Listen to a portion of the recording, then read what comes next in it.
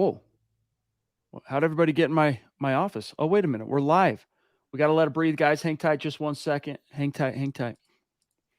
Bring on Facebook, and then we're going to rock and roll, baby, on this 17th day of July, 2023. Stoked. Welcome in, everybody. It is the Mile High Huddle podcast. I'm your host, Chad Jensen, and with me, my fellow football priest. You know him, you love him. He is the deputy editor of milehighhuddle.com, Zack Kelberman. Zack, first of all, dude, how are you enjoying the middle of July so far, and your gut reaction to the news today that unfolded relative to the running back position? Teams just not willing to pay dudes. What's up? First of all, it's hot outside. There's no football on, so I don't like this part of the year. I'm much more of a fall winter guy, so I'm just kind of riding it out until we get to that point. But the running back thing, a lot of people are acting shocked, like running backs are devalued now, and that's been the case for years. It's not just a new revelation. You don't pay running backs, and we've learned that in this passing era of the NFL in the last, I guess, decade or so.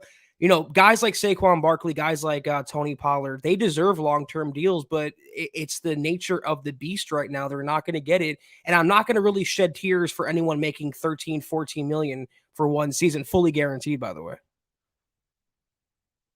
I think if they want to see change, and kind of wrestle back some appreciation financially, because when we talk about love languages and the art of human communication, for the NFL, the love language is money, right? That's how they show their affection. And if the running back position wants to wrest back some of that affection, one of these guys has to maybe like really toe the line and take this down to the wire.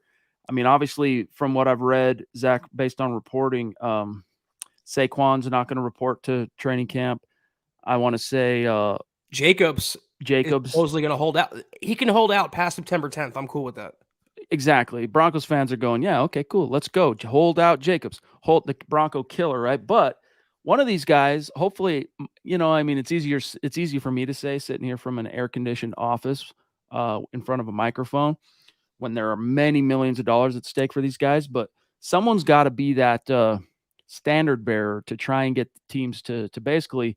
And it's not like you got to pay every running back ridiculous money, but the ones who truly set themselves apart as elite players, man, pay these guys. Yeah. You don't got to get crazy.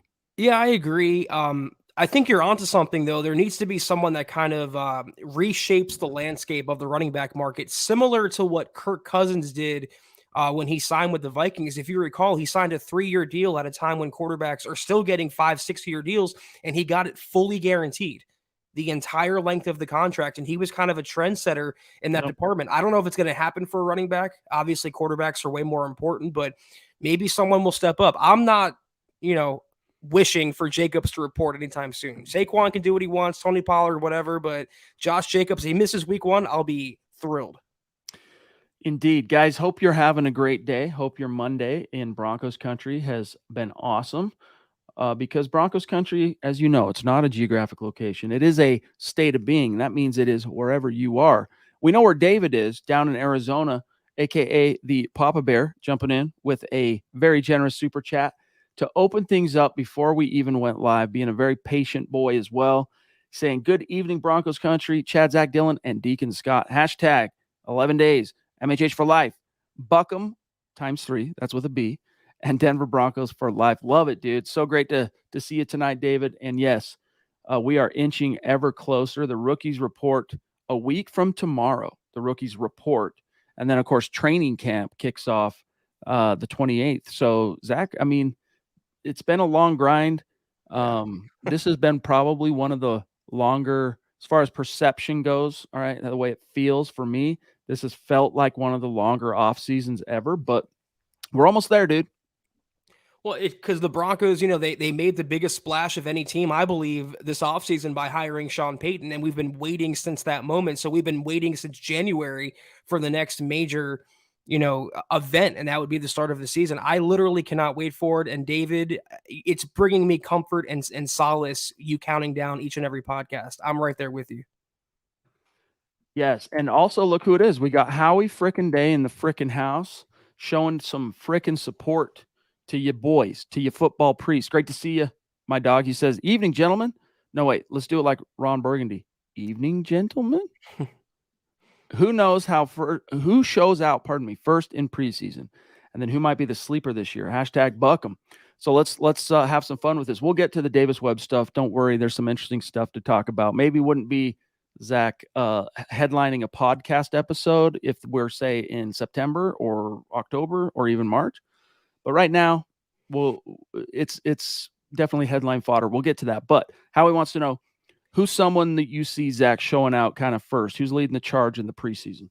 I think this is going to be a very cop-out type answer, but the whole team. We didn't see any Broncos starters last preseason, and now they have a major coaching upgrade by way of Sean Payton, and he's going to play the starter. So I think the first units, especially offense, will look pretty crisp, and that'll be refreshing. So that's my kind of 10,000-foot view of that. But in terms of sleepers, Jaleel McLaughlin. First name that came to mind because he is explosive.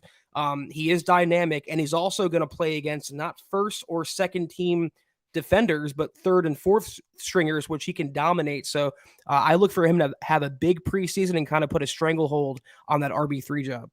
He's definitely one of the sleepers that comes to mind for me too first, and obviously one of the guys I could see showing out in preseason. But I want to throw out there also Samaje Perine, but I think that one, as far as preseason is concerned, really hinges on, when Sean Payton talks about, no, they're going to play. The starters will play in the preseason. We're going to really test what that means. I mean, traditionally, Zach, you would get like a possession or two, maybe first quarter and into the second quarter from a starting unit, and then they get pulled until the quote unquote, let me turn that off. Until the whatever it was, the dress rehearsal, usually the third preseason game, then all the starters would rest. This was back when it was still a four-game preseason. And then they'd play through the first half and come out and play the opening possession of the third quarter just to get that feeling and that rhythm of getting heated up, playing through two quarters, cooling off on halftime, and then coming back and getting at it for the third quarter. So I'm curious to see how much Samaje gets used, but I think he's going to pop quite quickly. I think Broncos fans are going to be like, yo, this was a good move. And who else is going to pop are those paving the way for Perine and McLaughlin and maybe even Pookie Williams, the offensive lineman, Mike McGlinchey, Ben. I am so excited to see the two linemen the Broncos sign, Ben Powers specifically. Another guy really quickly that could be a sleeper, that could have a big preseason, could be trade bait, after which Alberto. I don't know why I feel like he's being challenged by Sean Payton. He has the physical pass catching upside. And I just think he's going to do well against. He's an experienced veteran player going up against backups and future, UPS drivers. So I can see him having a solid summer. Yes, well, we'll see if he answers the bell, because you're right. Sean Payton definitely laid down the gauntlet. Troy, bro, this is a very generous super chat. Thank you so much, my friend. Especially this time of year. I hope you know, and everyone listening, all our great listeners and members of our community, that this really does go a long way for us right about now. So thank you, Troy. He says, hey, guys, it's tough because team control of players for a longer time makes the team more stable and better as a fan. But the downside is running backs can't outlast that control period to get the huge contracts like, say, a wide receiver. I feel bad, but I don't see a solution. It's a fair point. These guys get, if they are relatively, in today's terms, highly drafted, let's just say if they're a first or second round pick in the NFL, they get exposed to the meat grinder right out of the gates. I mean, for the most part, they become, even like Javonte Williams, year one, he was a 1B starter next to Melvin Gordon, almost rushed for 1,000 yards, by the way, as the number 2 guy. And then they get exposed to that meat grinder. By the time you get to contract year, or, they hit the free agent market, the perception around the league is that they've already maxed out, right? They're on the downhill, even if it's incremental and the degrees to which are up for debate. They're on the downswing. And I think as Zach, like, painting with broad strokes, that's probably the way it is for most running backs, but not all of them are like that. Some of them keep grinding, keep chugging. Look, Derrick Henry, for example, outlived his usefulness, so to speak, well beyond his rookie contract. Yeah, I just feel like compared to other positions like quarterback, you need a multitude of running backs. A quarterback, you need one per game. You need one starter, and you're good if he's your franchise guy. But with the physicality of the game and just the way defenses play now, you have to withstand the war of attrition. And more often than not, look what happened to Javonte Williams. In fact, I mean, he's a tough guy. He's as physical and dominant, athletically, I think, as they come. But even he was susceptible to an injury. What the Broncos do? Went out and signed P. Ryan, went out and signed Tony Jones. So I'm with you, Troy. I do feel bad to an extent, except for Josh Jacobs. But I don't see a solution other than just be aware if you play that position in the NFL, your quality of career, or length of career, I should say, is severely diminished. And that's just how it is now. It sucks. Mike, so good to see you tonight, big dog. Appreciate you always being with us. And then also I see the Triple C Colby C. Collier jumping in saying, we did it again. Scott and I, we always click at the same time. Hey, everyone. He says, nice to see y'all on Monday. It's great to see you, big dog.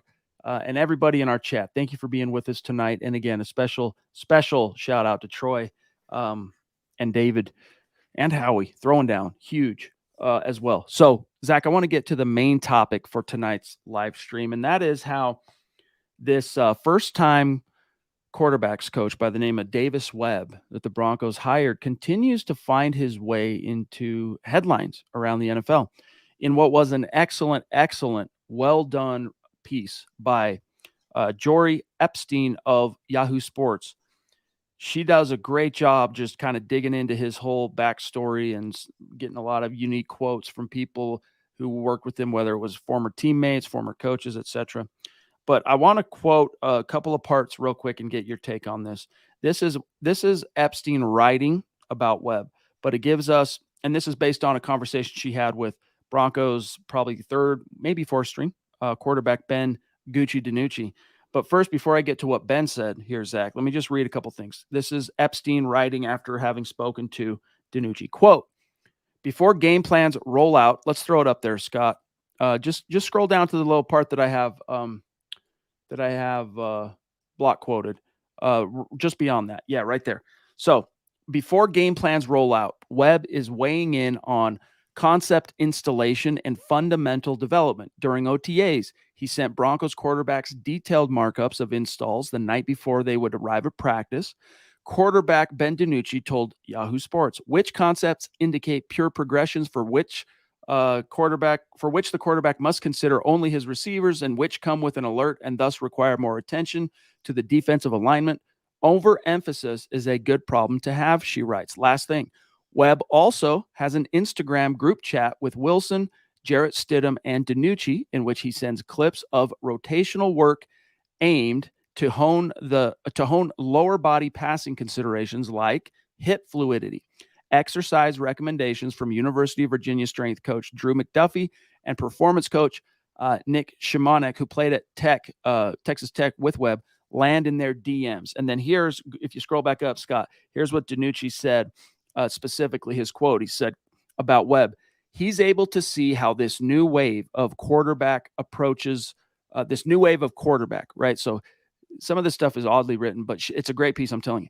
He's able to see how this new wave of quarterback approaches mechanics. He's trained it himself the past few years and now is applying some of that stuff to our individual periods in practice and watching film.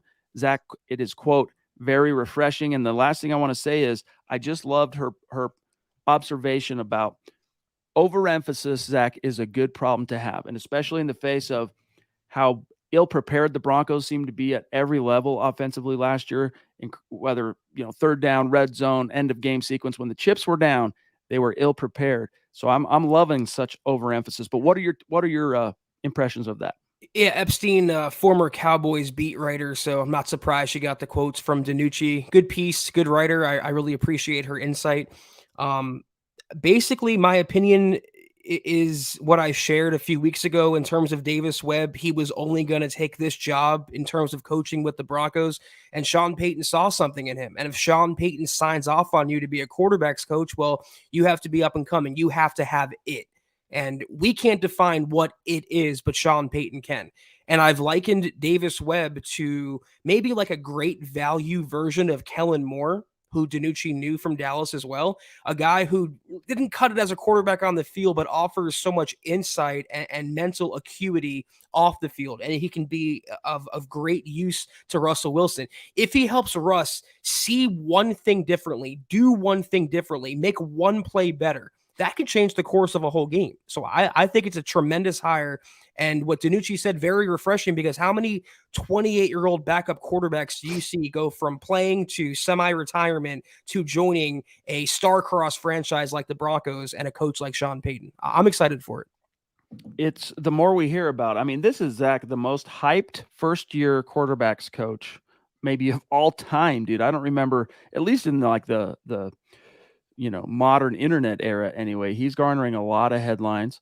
I mean, even you listen to what Russ said about him. Quote: "This is back in March, the only time I want to say we've heard from Russ since on a official level since Peyton arrived." Quote: "Coach Webb, he's been in different offenses. He's understood how to play the quarterback position. He's an incredible teacher too, a great communicator. So I'm really looking forward to it." He goes on to talk about the experience more and how he's got, quote, presence. Those are the two things we keep hearing, aside from the fact that he's so recently an NFL veteran, right? He just barely hung up his cleats, like started the season finale for the playoff-bound New York Giants because they were resting Daniel Jones. Threw for about 170 yards, just shy of touchdown pass, and then ran one in as well. So he has, quote, scored touchdowns in the plural sense. I used to make fun of him because, like, no, with touchdown. No, he also had a rushing score. Thus, plural touchdowns is apropos. But we've heard about his experience, Zach. And then the other two things now that continue to pop up as far as the skills he brings to the table are his ability as a teacher and then as a communicator. And in both those, when you're wearing either one of those hats, one of the things that separates, like this is something that applies to good salesmen or anybody who has to live off their wits, live off basically being able to reach and communicate with people, is taking what might be perceived as a complex topic, all right, or issue or whatever problem, and boiling it down to a very easy to understand and simply communicated takeaway or bottom line that people can assimilate. And it sounds like that's one of his Davis Webb's true strengths. It sounds like Davis Webb and Sean Payton share an ideology of Occam's razor. The most likely outcome being whatever it is, the most realistic outcome being the most likely, or whatever it is, however it goes. Yeah. I think they're very practical people, and they view the quarterback position the same way. It's not rocket science. It really isn't. And you don't have to overcomplicate things. But again, if you can land someone who can just do a little more for Sean Payton, and in conjunction, by the way, with Joe Lombardi, you have three really solid pillars and really solid support systems for Russell Wilson. I don't see, between having the old knowledge that Sean Payton has, being in the game for so long, having a former player who's younger than Russ on the staff now, can show him a few things, maybe mentally.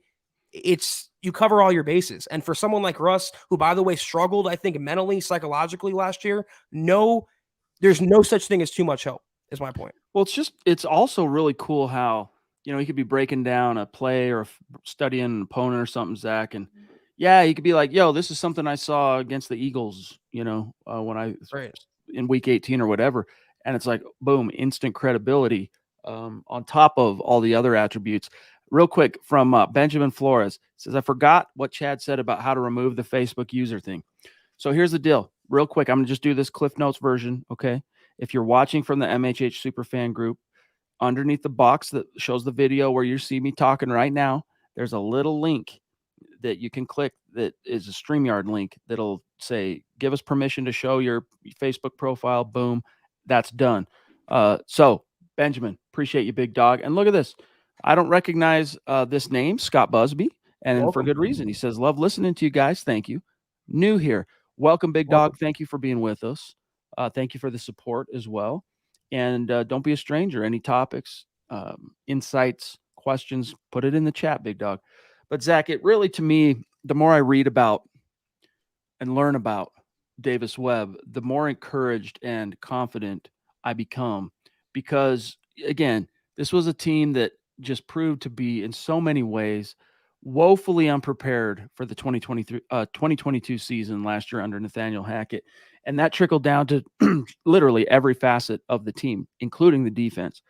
And it was just overall like whatever the focus and emphasis was from Hackett's regime, it just didn't seem to be on the right things that made a difference in the game. Now, when we talk about preparation, yeah, you can throw in not playing in the preseason and the whole Club Med vibe of last summer, but that's not really what I'm getting at. I'm getting to like, what are you practicing? What are you focusing on?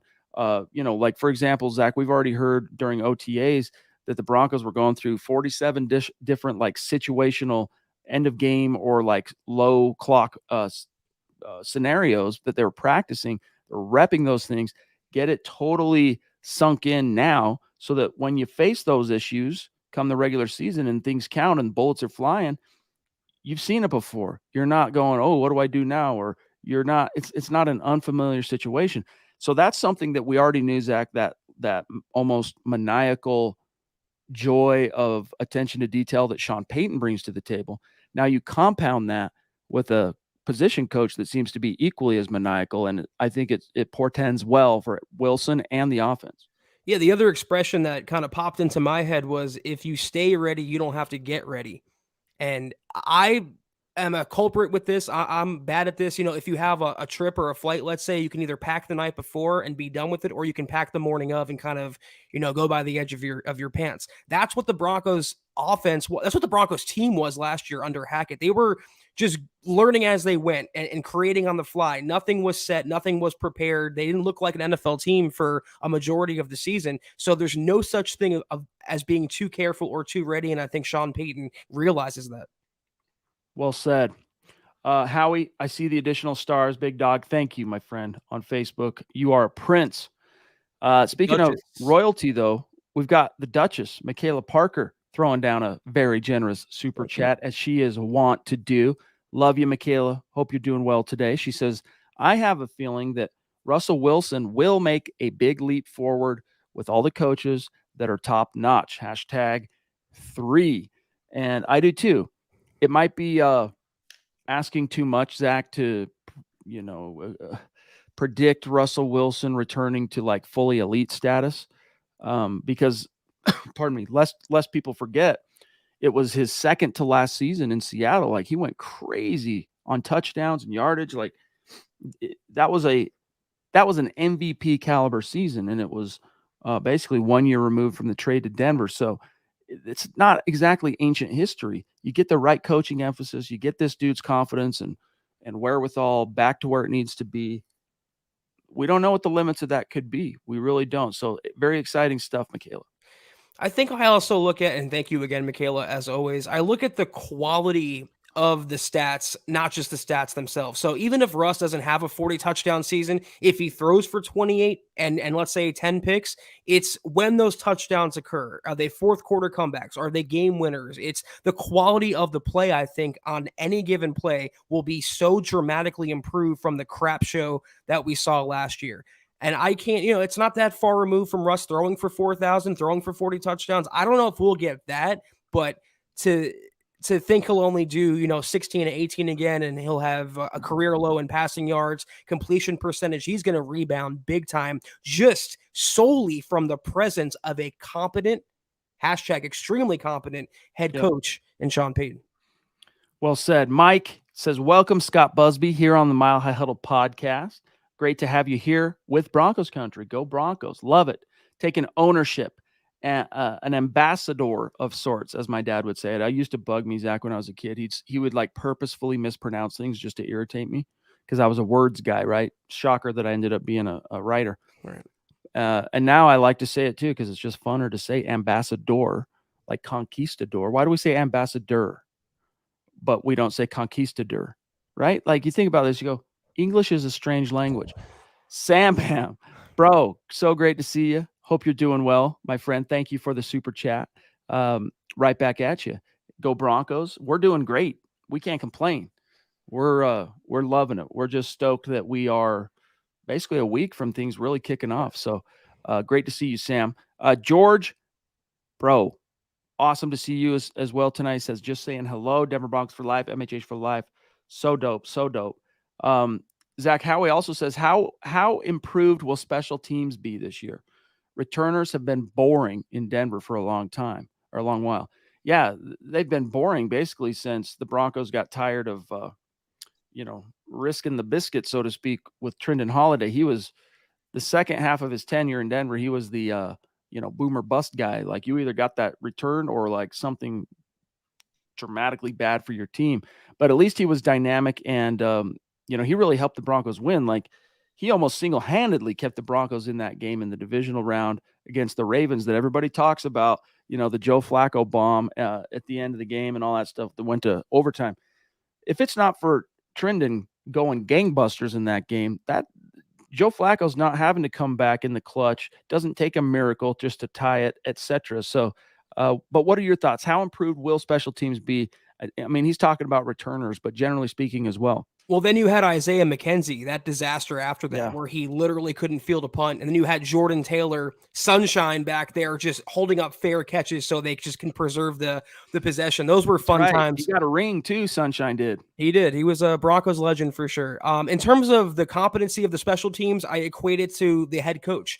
Last year, the Broncos had a rookie coordinator in Dwayne Stukes. He was in way over his head. He failed with Montreal, Washington. He failed with pretty much every aspect of that unit, which ranked near last in major categories.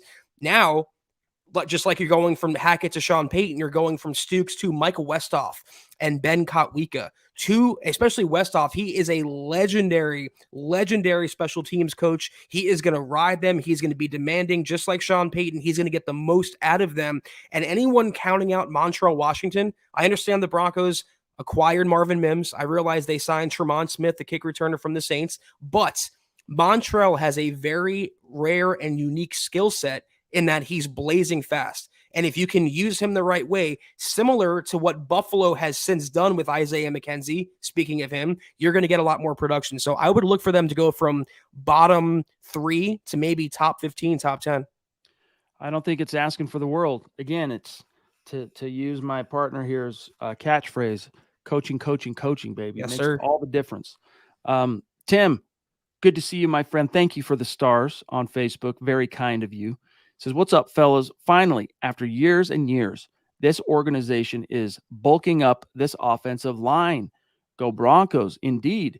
Zach, I thought it's on this subject. It's worth talking about. I mean, again, we're still in the middle of the ubiquitous period of lists and rankings and all this. And it was interesting to see both Garrett Bowles and Mike McGlinchey on Pro Football Focus's top 32 offensive tackles in the NFL. So that's good. I mean, if it was just one per team, for example, you'd have exactly 32 guys making the list. But the Broncos have 2 guys, both their starters, making the list of top 32. So that's encouraging. And I think it's a nice little, it doesn't promise success for the team. I mean, obviously they got to go out there and do their thing, but Mike McGlinchey's presence, I think he has kind of a bounce back year, even though it's not like he was bad last year, but I think he has a nice little renaissance in Denver. Ben Powers, I think all these moves, Quinn Minor's taking another step forward in year 3. I think all these moves will help also raise the ship of Lloyd Cushenberry if indeed he ends up being the starter at center. And if he's not, and if someone takes it from him, like Kyle Fuller or Alex Forsythe, the 7th round rookie, same principle applies for them. The guys around them are going to help them play better, look better. It's a tide that raises all ships. They just have to make Cushenberry look competent. I'm not asking for a Pro Bowl season from him. Just be average. Don't get run over every play. Garrett Bowles is Garrett Bowles. I'm always going to have my reservations about him because he's so inconsistent. Mike McGlinchey, though, I mean, after years of suffering through such crap-tastic right tackles, I mean, the Donald Stevenson, the Menelik Watsons, the Juwan James of the world, they have a bona fide stud there now. I know the Broncos, a lot of people thought the Broncos overpaid or, he wasn't worth the money, but he is going to provide stability at a spot where they've had literally none for 7 years now. Ben Powers, though, outside of Sean Payton, he was my favorite acquisition the Broncos made this offseason. You're talking about a road grading mauler, a physically dominant, just mass in the middle of the offensive line. And what I like about him, he has that very calm demeanor. He doesn't say much, kind of quiet, kind of passive. You put him on the field, though, that mean streak comes out, and he's going to pave massive running lanes for Pookie and Piran. Can't wait. But yes, Sean Payton knows how the sausage gets made, and that's where the prime free agent dollars went, was that offensive line. So, Phil, great to see you, my friend, down in Tucson. Love you, big dog. He says, I'm on vacation visiting my kids all over the country. Just sending some love. Been watching the pods on replay. Hashtag Buckham, MHH for life. Phil, we're just honored that as you trek across the fruited plain, it sounds like, you're keeping us in the rotation. If you're watching on replay, man, that's just as good for us. So hope it's been great for you, seeing all the kids, and it sounds like travels have been safe so far. We hope it stays that way, bro. And next week, football returns to, I got to remember this now. It's easy to say the old one, but Centura Health Training Center. Yeah, it's going to take a little bit to get in the old memory jog. But Phil, safe travels. We hope you're enjoying your vacation, seeing your kids. And like Chad said, stay safe. I've heard of a lot of airports canceling flights, a lot of panic at airports. Hopefully you don't have to deal with that. And we appreciate you tuning in. Amen. GLP, the swashbuckler himself, this man goes hard. That's all I can tell you. Gary, appreciate you, big Thank dog. you. He says, hey, Chad, Zach, Scott, and Dylan. Thanks for the great info, analysis, and responses to everyone. This is the highlight of my day. Go Broncos, Buckham. It's the highlight of our day too, brother. So very kind of you to say so. And I just hope you know how much we appreciate you, big dog. Looking forward to seeing you also in October. It's going to be dope. Can't wait. Yeah, David, we need the countdown to the meet and greet, October 22nd. So next comment you make, let's see how many days that is. Troy, again, Fast approaching. number 2 tonight. Bro, thank you. The Fawn Donkey himself, PHON Donkey on Twitter. It's a very unique handle. That one stuck. I just remember it. I mean, I remember a lot of them, but that one really stuck. So, Troy, to my simple mind, he says, simple plays that everyone can execute perfectly, that are well designed and called at the right time, be it a complicated playbook any day. Yeah, like we hear Zach, remember the time when Mike McCoy was the offensive coordinator and his 1,100 page playbook that he Cheesecake had Factory menu. Yes. I mean, cool and all. Hey, whatever. But I think Troy's onto something here. Yeah, that's exactly what I was going to say. You don't have to overthink it. And I feel like I can't confirm this. I think I can, though, because Tim Patrick made a comment during training camp last year that the offense was very complex and he was, still learning it and kind of having not complications, but it was a learning curve. I feel like Hackett's playbook was very big and it doesn't need to be that way. And I feel like Sean Payton, it might be smaller, but those plays, just like Andy Reid, you're going to get the maximum production on each and every play, and you're going to call the right plays for the right players. It's not rocket science, it's football, and the right coaches know how to do it. So true. Like if you think back to, different side of the ball here, but if you think back to Wade Phillips' time as defensive coordinator, the second time, so Super Bowl 50 era, no one ever, when people talk about Vic Fangio, for example, they will talk about the complexity of his scheme, the different ways, the sophisticated ways he would hide coverages and disguise pressure and different things. Wade Phillips, no one ever accused him of being, like this savant when it comes to the X's and O's. What he did was pretty straightforward how he called defense in terms of his front seven philosophies, and then what he did with the corners as far as coverage, man, 2 deep shells. Let's just hope to God we can get pressure, and I'll throw numbers at you if I've got to. That was all fine and dandy, but what really separated him as one of the great play callers of this modern era on defense was that knack, that insight, that innate ability in critical situations to know what play to call right now that's gonna seal the deal or get the job done. And it just so happens, Zach, Sean Payton is one of those guys as well on the offensive side of the ball. I was going to say intuition, but your words, work perfectly as well. We're making the same point. And I hate to keep bringing up Andy Reid, but if you watch a Chiefs game, Patrick Mahomes is great. Yeah, but Andy Reid just knows what to call, when to call it. And if you have that intuition, if you have that it factor for a head coach or a play caller, you're going to go places. And Sean Payton is one of the best at doing just that. This is apropos from Scott. Keep it simple, stupid. Too many guys out there trying to reinvent the wheel. It's just football. Yep. Indeed. Um, indeed. Boiling it down to the bottom line, baby. Patrick, great to see you, my friend. Says aloha, priests and Scott. Are there any rumblings, Zach, about a free agent center being picked up or a cap cut the Broncos could be eyeing? Mahalo. Right back at you, brother. What's your answer, Zach? First of all, Patrick, I see you. Lion Coffee, guys, go out, look it up, get you some. It's amazing coffee. I can, rubber stamp that firsthand. I have not heard anything tangible right now about a center being picked up, and it's one of those things where if the Broncos wanted to sign one, they would have by now.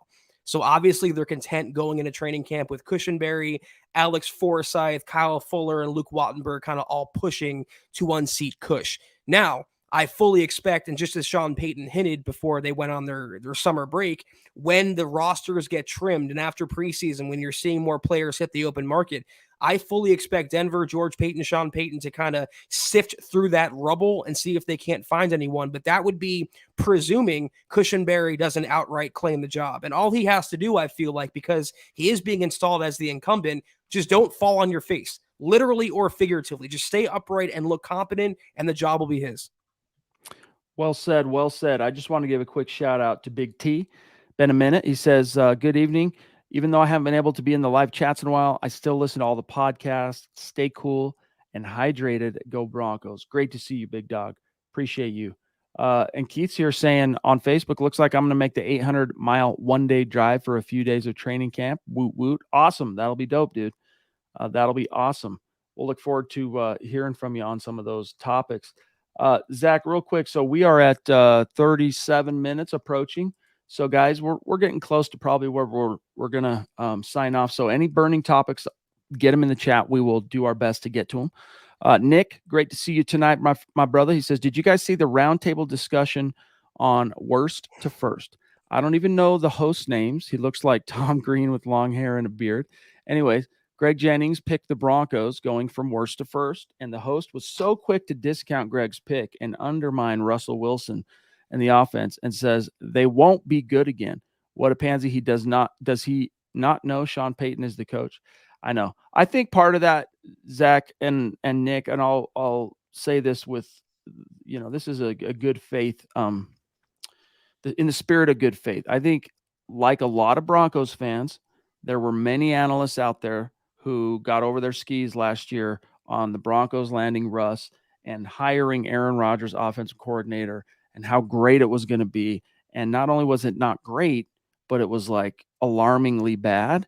So I think there's a lot of analysts out there who, like some Broncos fans, Zach, want to believe, but they also been burned. They're traumatized. They don't want to go out on a limb on something like that. But I agree with you, Nick, your last sentiment. Did they forget who the Broncos hired? This isn't, hey, let's take a chance on a guy who's called plays in the NFL literally once in Jacksonville. And it would be a first-time head coach, and let's hope for the best. A guy who oddly and ironically helped convince us to hire him by saying, and if you do, I'll hire someone to teach me how to do my job. Really weird situation last year. But I agree with you that Sean Payton coming in, this is a guy, Zach, 15 years experience as a head coach, 4 losing seasons out of 15, won a Super Bowl. I mean, if that weren't impressive enough, look at the skins that he has on the wall relative to the quarterback position. And you're going, all right, are we really predicting another failure to launch from Russell Wilson in 2023? Because if so, why? What are you banking that prediction on? Well, I'm trying to figure out using Nick's context clues who that analyst might be. You mentioned long hair. You mentioned pansy. Is that Nick Wright? Could that be Nick Wright? He fits those categories. But regardless, that's the way it's going to be. It doesn't matter. I brought up this quote yesterday that I saw on quarterback. Kirk Cousins said, if I could walk on water, my critics would say it's because I can't swim. Yeah. That's exactly how it's going to be with the Broncos, even if they win games. But it doesn't matter because they would be winning games.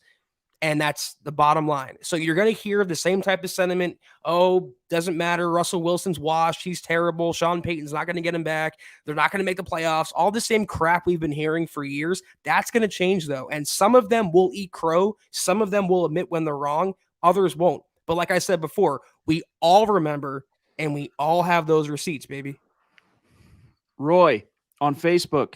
Hey, do you know if any credible truth about Marcus Peters going to our Broncos? So the former Kansas City Chiefs guy, last couple of years been in Baltimore.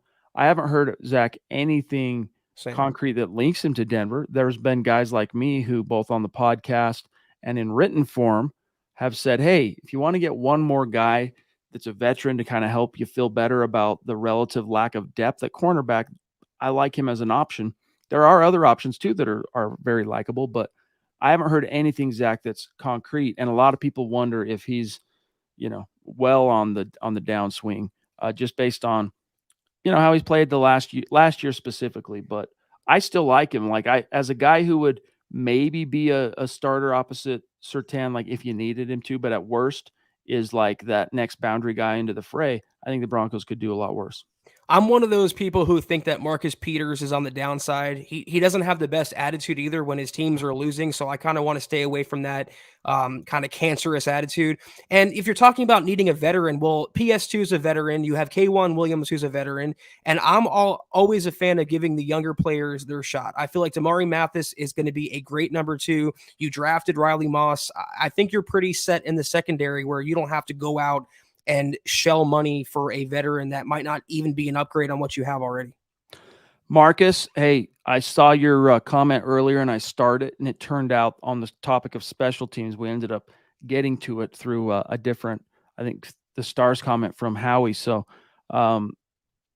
yeah, why haven't we talked much about special teams this offseason? Lots of offense and defense. Longtime listener, he says, appreciate you listening, my friend. Hopefully we got to some of that. Things are looking up, definitely. I mean, not just by virtue of Kotwicka, but you got the assistant head coach is also a special teams expert. So very cool. And Chris Banjo as well. Right. That's right. So coaching expertise on that side of the ball, really, really encouraging. Yeah. Keith says, how close is Sean Payton's finger to the trigger to go from Russ, Zach, to Jarrett Stidham? I feel like it would take a lot. That's my opinion. It would take obviously an injury to Russ, knock wood, or it would take like just 3 or 4 consecutive horrible outings for Sean Payton to admit that's what he would be doing, is admitting defeat. They brought him in. He knows that he signed knowing that he's inheriting Russell Wilson, and his chief priority is fixing Russell Wilson. Everyone from ownership to George Payton to the fan base to Russ himself probably is counting on that. So once you make that switch, there's no going back. You're signaling that's the end of the Russ era, and we feel like Jarrett Stidham, mostly a career backup, offers us a better chance to win. So it would be last resort, worst case scenario for them to make that move. I'm more comfortable, though, if for some reason Stidham would have to come into the game, him keeping the Broncos afloat compared to a Brett Rippon. But I feel like Russ has a longer leash than most people realize. Couldn't have said it better. Last thing here, guys, and then we're going to dip out. From Douglas, says, hello, all at MHH in Broncos country.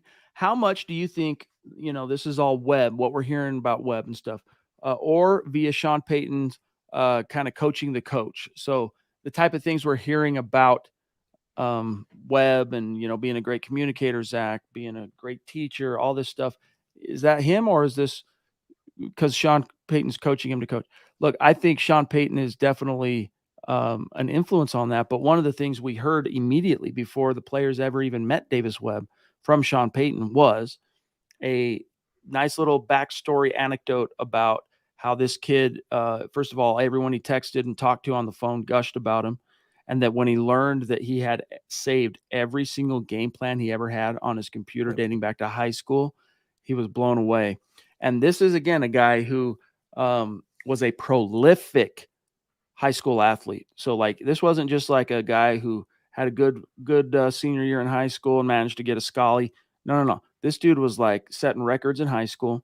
Then he went on to have kind of some unfortunate luck by way of just competition in college and kind of had to move around a little bit. But no, to answer the question, I don't think this is what we're hearing, just Sean Payton rubbing off on him. I think this is just kind of the guy he is, but he's also taken his marching orders from Sean Payton, and they share a lot of those same traits. Exactly. Yeah. This is, I don't want to take anything away from Davis Webb. It was a merit based hire because obviously Sean Payton saw something in Webb. And again, there's that between the eyeballs it factor that other coaches might not have. And you want to kind of capture that from a younger perspective. And Davis Webb being 7 years younger than Russ can really maybe see the game differently or offer just a little more insight than an older quarterbacks coach would. But between him, an older quarterbacks coach, and Joe Lombardi and obviously Sean Payton, you cover every base there. And like we said, no such thing as over preparation. Zach, before you get to the messages, shout out Mike. Thank you, big dog. Really Thank you, appreciate Mike. your support every night. You know this. Nick, thanks for the kind words. Says Zach, Chad and Zach, you guys are an incredible duo. Remind me of Elway to Sharp. Thanks for all you do for Broncos fan. We love you. MHH for life. We love you too, big dog. Thank you. We're out of here, guys. But before we dip out, we got a few messages for you. That was a tremendous episode of the Mile High Huddle podcast. If you're not doing so, follow us on Twitter at the MHH Pod. You can follow the main account on Twitter at Mile High Huddle. Chad at Chad and Jensen, myself at Kelberman NFL, and Scott, our producer, at Scout Kennedy. If you guys want some of our merch, including Buckham merchandise, on sale now, good stuff, mhhmerch.com. Check that out. If you haven't done so, give us a like on Facebook at facebook.com/Mile High Huddle Pod. Follow us on Insta at mile_high_huddle and leave us a 5-star review on Apple Podcasts for your chance to win some merch each and every single month. But if anything, guys and gals, as I implore every podcast, subscribe, like, and share this video and every video you see on the MHH channel. It really helps us grow and reach more Broncos fans, just like you. Amen to that. Shout out to these great Super Chat superstars and supporters tonight. David McElrath, Troy, Michaela, the Duchess, Sam Bam, Gary Palmer, Howie, Mike Ronquillo, Colby, Scott, George, Tim, Phil, Keith. Much love and respect, you guys.